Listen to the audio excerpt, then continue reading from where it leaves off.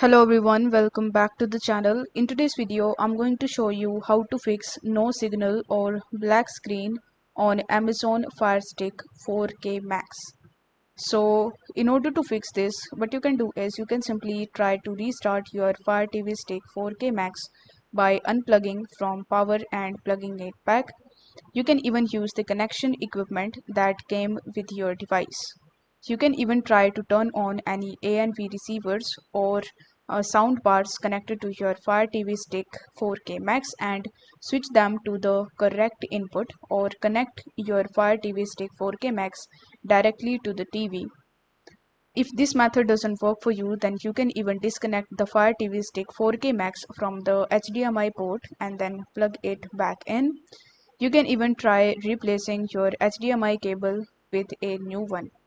Use a high-speed HDMI cable for streaming titles in 4K Ultra HD. Match your remote source or input button to the HDMI port that your Fire TV Stick 4K Max is unplugged into. You can even restart the router by unplugging from power and plugging it back in. Once it is connected to network, you can try updating the Fire TV Stick 4K Max to the latest software versions. So you just have to follow all these steps in order to fix this issue in your 4K Max.